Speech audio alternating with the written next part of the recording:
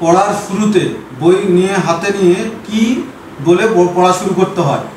রব্বি জিদনি ইলমা রব্বি জিদনি ইলমা রব্বি জিদনি ইলমা রব্বি ইশরাহ লি সাদরি ওয়া ইয়াসসির লি আমরি ওয়াহলুল উকদাতাম মিন লিসানি ইয়াফকাহু কাওলি। তোমার নাম কি? সিদরাতুল মুনতাহা বিনতে আলম। তোমার নাম কি? আলবা হুমায়রা বিনতে আলম। عن أنس بن مالك قال قال رسول الله صلى الله عليه وسلم طلب العلم فريضة على كل مسلم। আনাস ইবনু মালিক রাদিয়াল্লাহু হতে বর্ণিত, তিনি বলেন রাসূলুল্লাহ সাল্লাল্লাহু আলাইহি ওয়াসাল্লাম বলেছেন, জ্ঞান অর্জন করা প্রত্যেক মুসলিমের উপর ফরজ। ইবনু মাজাহ 224। عن جرير بن عبد الله قال قال رسول الله صلى الله عليه وسلم لا يرحم الله من لا يرحم الناس।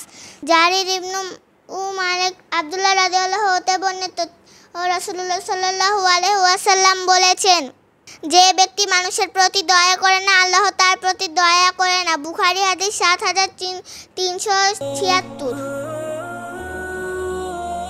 عن جابر عن النبي صلى الله عليه وسلم من قال سبحان الله العظيم وبحمده غرست له نخلة في الجنة। জাবের রাদিয়াল্লাহু হতে বর্ণিত, তিনি বলেন রাসূলুল্লাহ সাল্লাল্লাহু আলাইহি ওয়াসাল্লাম বলেছেন, যে ব্যক্তি বলবে সুবহানাল্লাহিল আযীম ওয়া বিহামদিহি, মহাপবিত্র আল্লাহ সকল প্রশংসা তার জন্য জান্নাতে একটি খেজুর গাছ লাগানো হবে।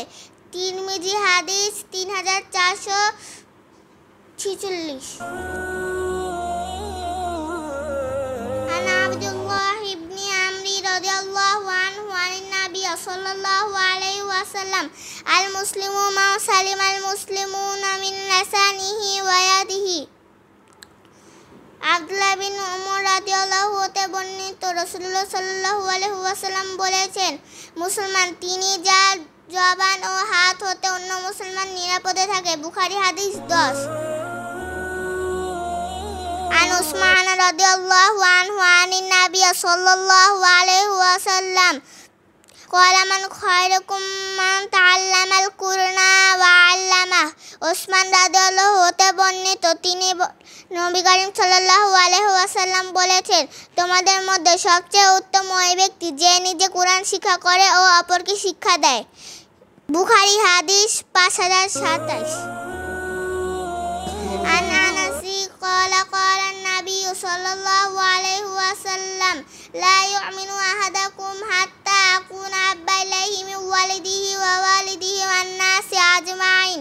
আনাস রাদিয়াল্লাহু হতে বর্ণিত, নবী করিম সাল্লাল্লাহু আলাইহি ওয়াসাল্লাম বলেছেন, তোমরা যতক্ষণ পর্যন্ত প্রকৃত মুমিন হতে পারবে না, যতক্ষণ না আমি তার নিকট তার পিতা মাতা সন্তান সন্ততি অন্য মানুষের প্রিয়তম হব। বুখারী হাদিস 15। আসসালামু আলাইকুম।